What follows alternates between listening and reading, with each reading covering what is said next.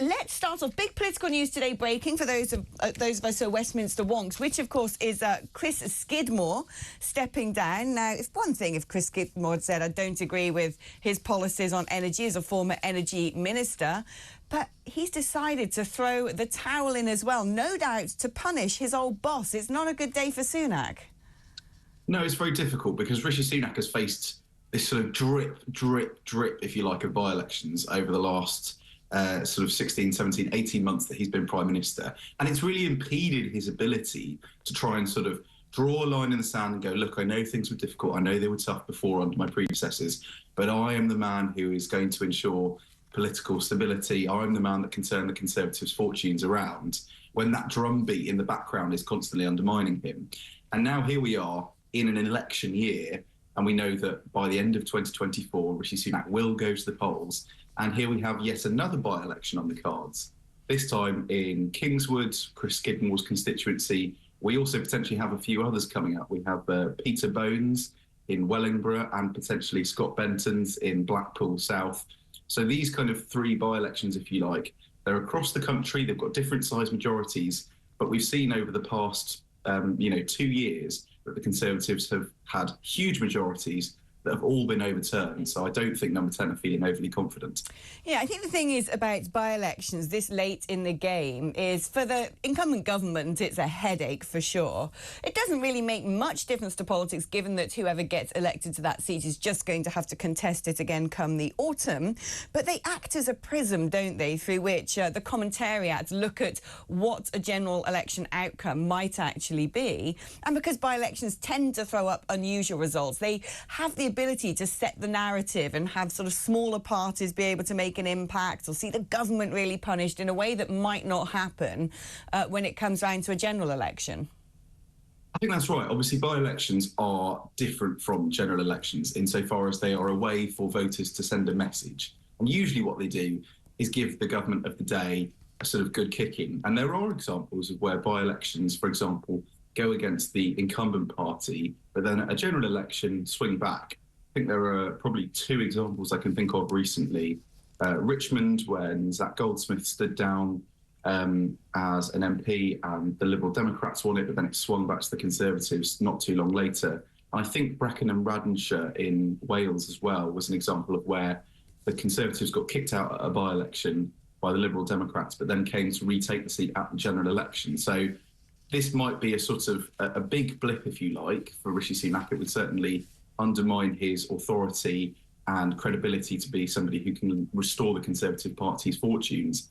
But it isn't necessarily the case that all of these places that have quite sizable majorities, in Kingswood the majority is about 11,000 for the Conservatives, are never going to swing back to them again.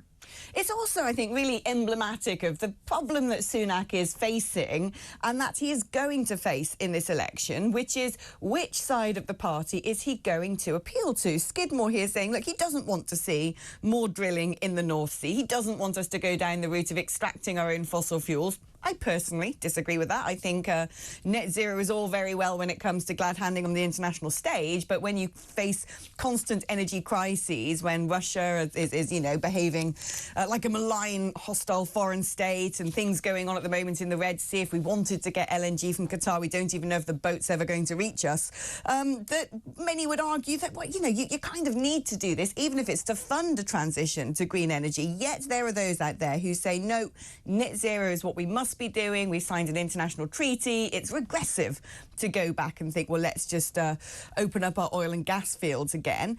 It's the big heave-ho that Sunak faces. Is he going to be a sort of right-wing, grassroots, true blue Conservative, or is he going to be more of a Cameroon globalist Conservative, which is the direction he seems to be moving into in other respects, bringing back David Cameron, for instance.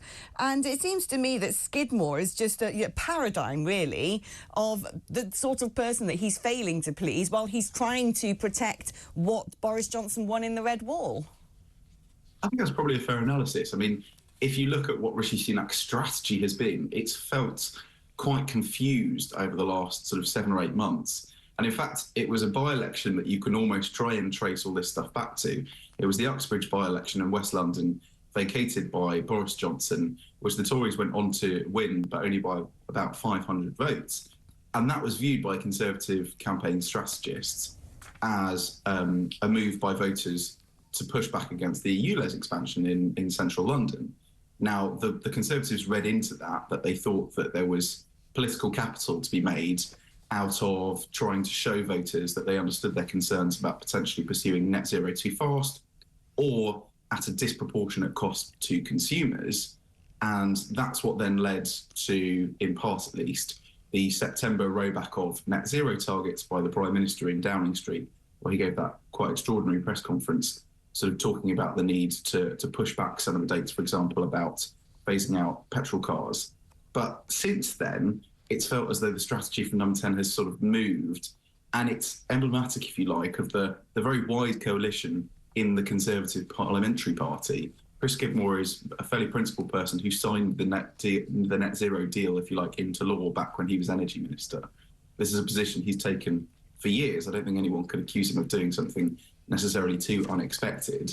But there are such a breadth, if you like, within the Conservative Parliamentary Party of MPs, and their views on net zero range all the way from people like Chris Skidmore, who critics would describe as a sort of zealot, all the way to the net zero scrutiny group of Conservative MPs who are really trying to urge the Prime Minister to pull back. He's really struggling, Rishi Sunak, to hold both of those camps together, and ultimately seems to be trying to sort of please one and then frustrate the other and then pivot between the two, leaving him in a situation like this where he suddenly gets caught short.